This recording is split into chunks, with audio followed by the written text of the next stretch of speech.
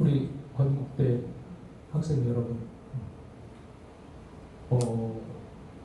코로나 관계로 이렇게 비대면 수업을 하다 보니까 이렇게 저희가 또 고강도 2주간이나 해야 되는 이런 입장에 있어서, 자, 이번에는 이제 고강형 또 우리 기말 시험 이런 것을 위해서 제가 이제 종합으로 총정리를 해드릴까 합니다. 자, 그래서 우리 여러분들이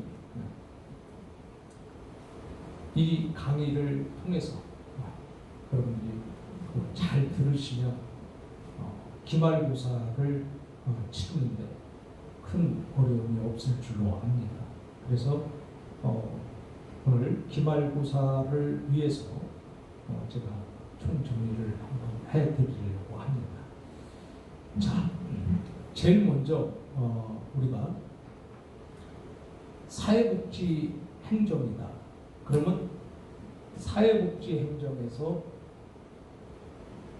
사회복지 행정, 우리가 사회복지 행정론을 지금 배우잖아요. 그래서 사회복지 행정론이니까 사회복지 행정이 뭐냐, 그 행정이 무엇이냐. 자, 이거는 행정의 정의를 말하는 거죠. 행정의 정의. 그래서 여러분들이 책에 18페이지 그 쪽에 보면 행정에 대해서 이렇게 쭉 수업을 여러분들이 하시고, 이 사회복지 행정에 대해서 여러분들이 그 요점을 정리하시면 되겠습니다. 그리고 너무 이렇게 많은 이렇게 그 양을 쓸 필요가 없어요. 그리고 항상 여러분들에게 이번에 코로나 관계로 또 이 점수를 또 어차피 뭐 점수 안 주려고 하는 게 아니라 점수를 주기 위해서 또 이렇게 실습을 하는 거예요. 이렇게 오늘도 수업을 또 이렇게 하는 거니까 잘 참고하시면 될 것 같습니다. 자, 그래서 사회복지 행정이 무엇이냐, 그래서 행정에 대한 개념, 이걸 정의를 이렇게 딱 한번 한두 줄 혹은 두세 줄로 이렇게 정리를 딱 하시면 행정은 이것이 사회복지 행정이라는 건 이런 것이다. 이렇게 여러분들이 개념을 이렇게 가지고 있으면 되겠습니다. 자, 그 다음에 또 이제 우리가 두 번째 배운 게 이제 또 우리가 사회복지 행정의 기능에 대해서 페이지 한 30페이지 정도에 보면 페이지가 30페이지죠. 그러면 사회복지 행정의 기능. 그래서 사회복지 행정에는 어떤 기능이 있냐? 우리가 배운 게 첫째는 이 기능에서 기획이 있었죠. 기획하는 기능. 그 다음에 또 그 책 페이지를 보면은 또 조직하는 기능. 사회복지 행정의 기능에서 조직하는 기능이다. 그 다음에 세 번째가 또 어떤 기능이 있냐? 인사 관리, 즉 인사 기능이 있어요. 인사.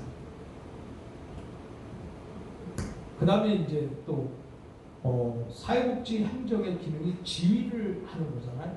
지휘. 그래서 지휘 기능도 있습니다. 여러분들이 배운 거를 이제 한번 종합을 좀 해보는 거예요. 그 다음에 이제 다섯 번째는 그 조정을 해야 되겠죠. 이렇게 그 사회복지 행정은 또 조정을 하는 그런 기능, 조정의 그 기능도 갖고 있다. 그 다음에 또 여섯 번째는 또 어떤 기능이 있냐면 보고의 기능도 있어요. 사회복지 행정에는 항상 보고가 따르잖아요. 그래서 보고의 기능들이 다음에 이제 일곱 번째는 재정 기능도 있어요. 재정 기능. 재정을 어떻게 할 것인가. 그리고 항상 이 행정에는 맨 마지막에 중요한 게 평가하는 기능도 있다. 그래서 우리가 이제 사회복지 행정의 기능에서 이런 기능들이 쭉 있으니까 이런 기능들을 여러분들이 그냥 이런 기능들이 있구나. 요걸 여러분이 잘 이해를 하시면 도움이 될 것입니다. 자, 그 다음에 세 번째 보면은 사회복지기관 그 매니저가 있잖아요. 사회복지기관에 매니저가 있어요.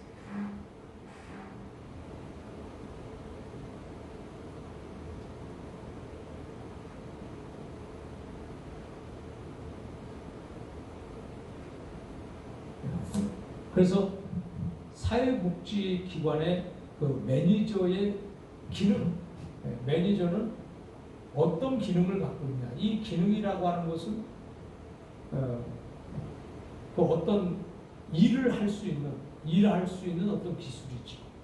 그래서 사회복지기관에 매니저가 있어요. 매니저. 이 매니저는 어떤 기능을 가지고 있느냐. 그래서 이게 이제 페이지 33페이지 이후로 이렇게 있습니다.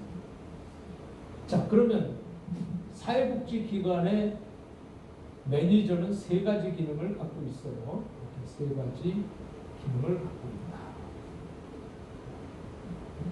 첫 번째 기능은 이 매니저는 서로 연결을 해주죠. 그래서 서로 연결해주는 기능이다.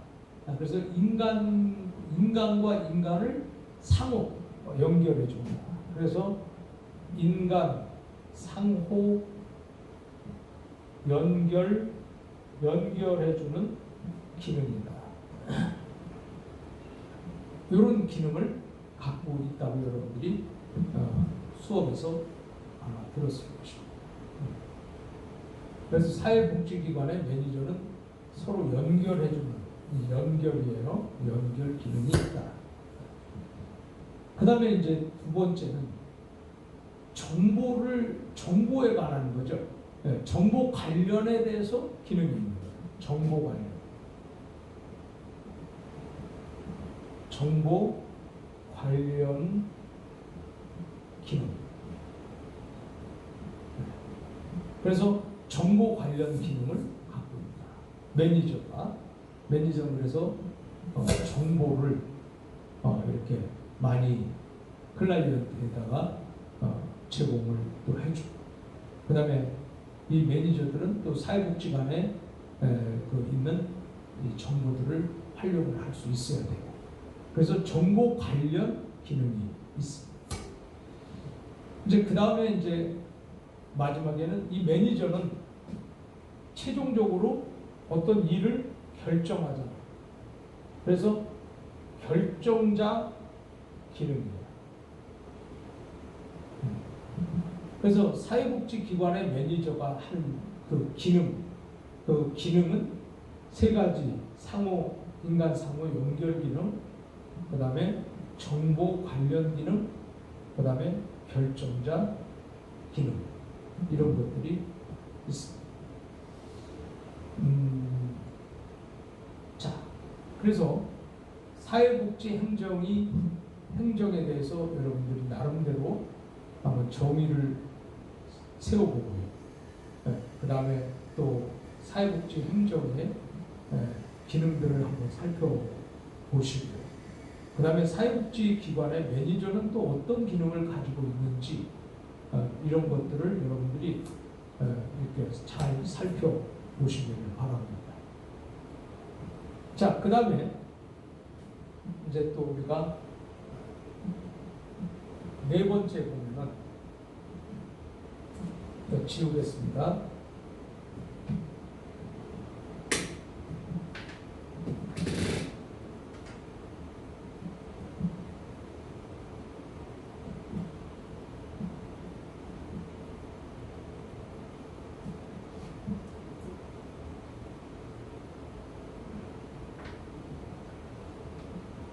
네 번째는 아까는 사회복지기관 매니저예요.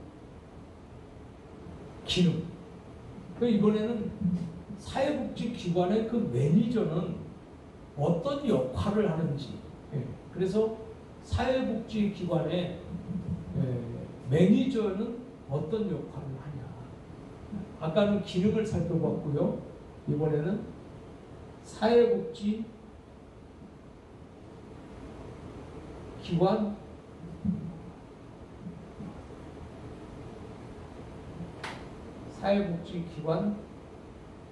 매니저.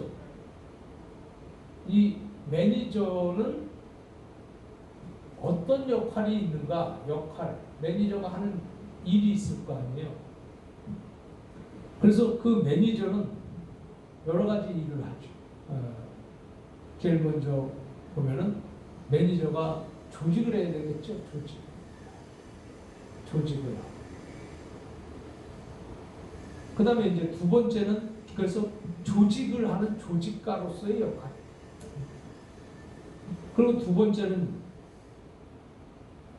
그 사회복지기관의 매니저는 사회복지 그 기관 내에 있는 모든 자원, 그리고 지역사회에 있는 자원 관리자의 역할이다. 그래서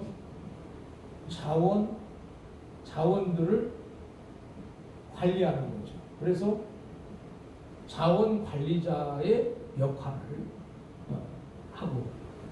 하게 되죠. 그리고 사회복지기관의 매니저는 어떤 역할들을 하냐면 평가를 하잖아요. 매니저들이 이제 평가를 또 하게 되죠. 그래서 평가자의 역할도 한다. 그래서 이미 여러분들이 다 수업 시간에 배운 내용들입니다.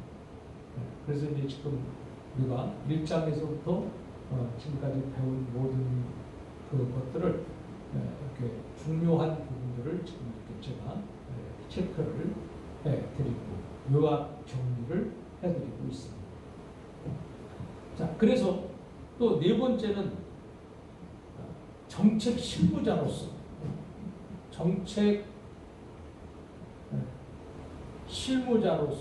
실무자의 그 역할을 합니다. 사회복지기관에 또 그때 당시에 뭐 여러 가지 정책이 있을 거 아니에요. 정책 방법들이 있단 말이에요. 자, 그러면 이제 그 정책의 실무자 역할을 매니저들이 하게 되는 거죠. 자, 그 매니저라고 하면은 사회복지사예요.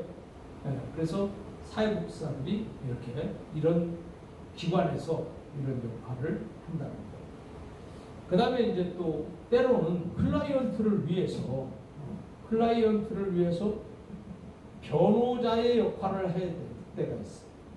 클라이언트를 옹호하기 위해서 변호자 혹은 뭐 변호인 똑같은 소리예요. 변호인이나 뭐 변호자나 똑같은 소리예요. 그래서 변호자의 역할을 한다. 그래서 제가 이거 똑같은 소리니까 변호자라고 바꾸겠습니다.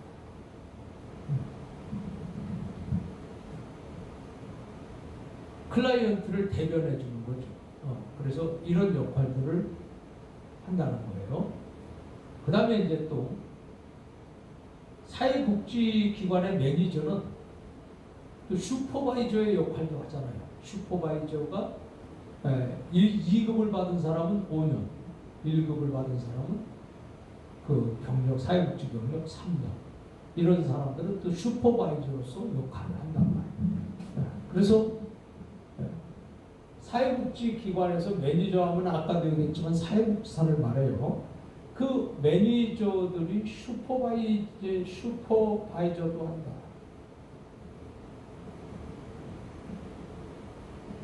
슈퍼바이저나 뭐 바이저나 똑같은 소리야.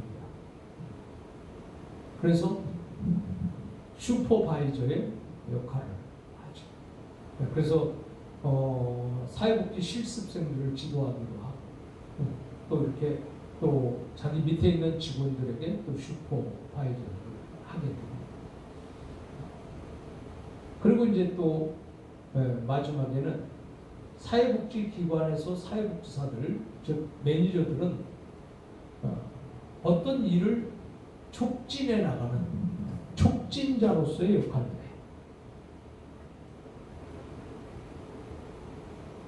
촉진, 일을 재촉하는 거죠. 그래서 촉진자로서의 역할을 하게 됩니다.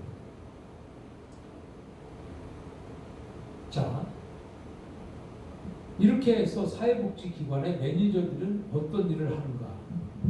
이게 이제 우리 책에서 33페이지에 보면은 거기 이렇게 좀 그들의 역할에 대해서 기록이 되고 있습니다.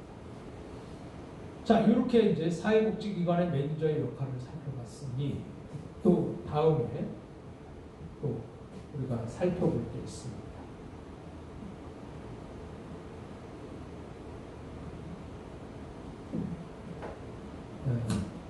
다음에 살펴볼 거는 이제 행정을 하는데 이 행정의 원칙이 있지 않습니까? 그런데 그 행정에도 원칙이 있는데 그 원칙 가운데 하나에 보면 클라이언트 중심 원칙,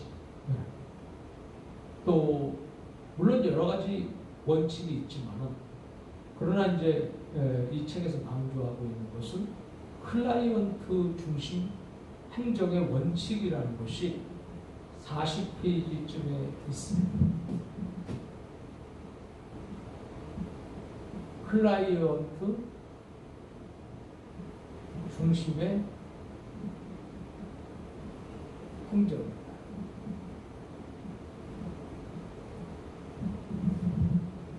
자, 이제 그 행정의 원칙 가운데서 우리가 짚고 나가는 것은 요즘에 클라이언트 중심의 원칙은 어떤 것들이 있냐? 도대체 뭐가 클라이언트 중심의 원칙이냐?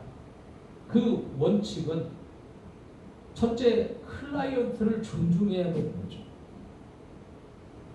그래서 클라이언트를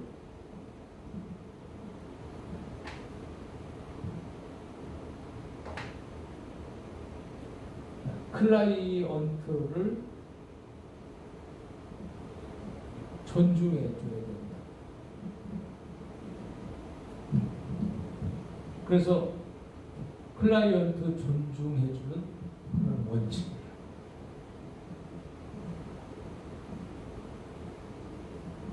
자, 그러니까 우리가 행정도 기관을 위한 것도 있지만은, 기관을 위한 행정도 있지만은 클라이언트를 위한 그런 행정을 우리가 그 편에서 생각해 볼 때 클라이언트 중심의 행정이 이루어져야 된다. 그것을 강조하는 것이 바로 클라이언트 중심 행정의 원칙이에요. 자, 그 다음에 두 번째는 이 클라이언트의 사례에 대해서 집중을 해야 되겠죠. 클라이언트의 사례에 대하여 집중해야.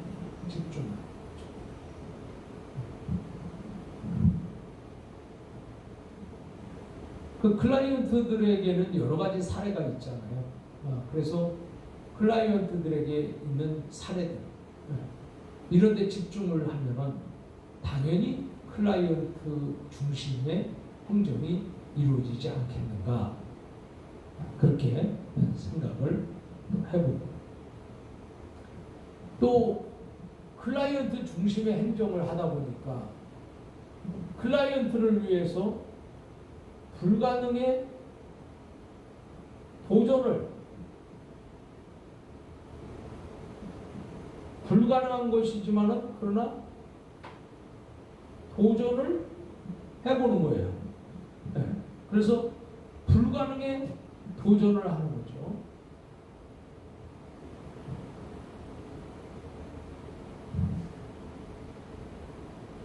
만약에 클라이언트가 불가능하다고 해버려서 이건 못합니다, 이렇게 버리면 그 클라이언트가 얼마나 절망적이게 되겠습니까? 그래서 사회복지사는 이 클라이언트에게 절망을 주면 안 되죠. 희망을 줘야 되고 소망을 줘야 되는데 그러기 위해서는 또 불가능해도 도전을 할 수 있는 그런 용기 이런 것도 결국은 사회복지 행정을 할 때 클라이언트 입장에서 중심에서 행정을 한다고 볼 수가 있습니다. 그래서 클라이언트의 중심 원칙이다 이렇게 생각을 해보죠. 그래서 클라이언트 중심의 행정 원칙에 대해서 여러분들이 이렇게 정리를 하셨으면 좋겠습니다. 또 그 다음에 클라이언트 중심의 행정이라고 하는 것은 행정 원칙에 있어서는 평생 동안에 학습을 해야 됩니다. 평생 동안 학습이다. 그래서 평생 학습.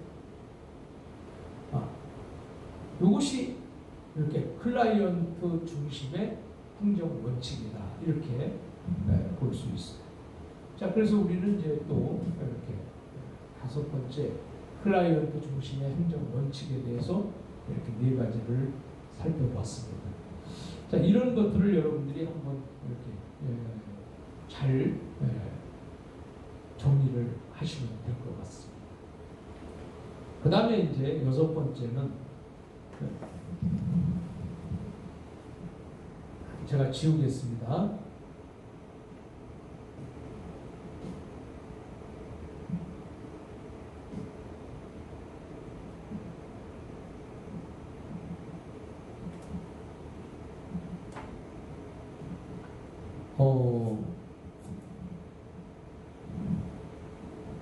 사회복지 행정에는 이게 이제 이론이 있어요. 그 이론이 있는데 크게 전통적인 이론이 그 다음에 현대적인 이론이 있다.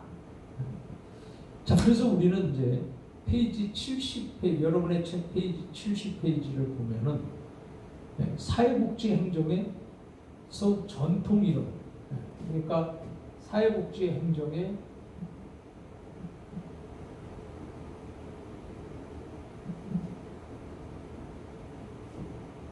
전통 이론. 전통 이론은 이 전통 이론이라는 것은 원래 쭉 전해져 오는 통속적으로 전해져 오는 그런 이론이죠. 그래서 이것은 이제 그 첫째는 과학적 관리론이라고 제가 여러분에게 강의를 해드렸습니다. 그래서 과학적 관리론이 있다.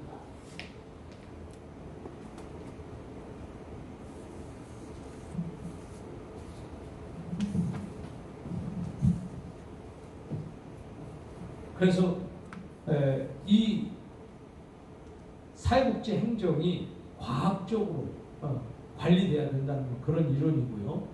그 다음에 이제 사회복지 그 행정에서 전통적 이론 가운데 2번째는 이 행정이라고 하는 것은 곧 인간관계다. 그래서 인간관계론에서 봅니다. 인간관계.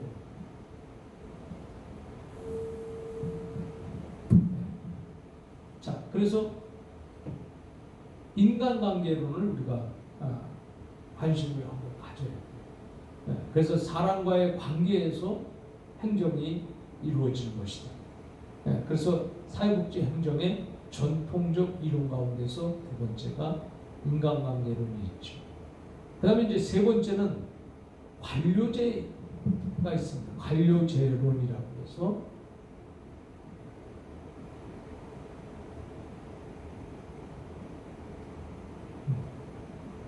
여러분들이 그 책에 보면 관료제 이론이 있어요.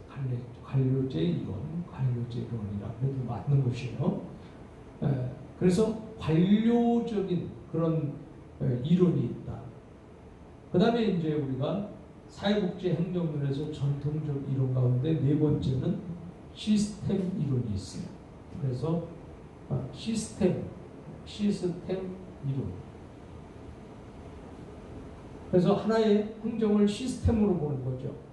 그리고 시스템으로 보는 이론으로서 사회복지 행정의 전통 이론이 네 가지를 우리가 살폈습니다. 그리고 이것을 염두에 두어야 할 것입니다.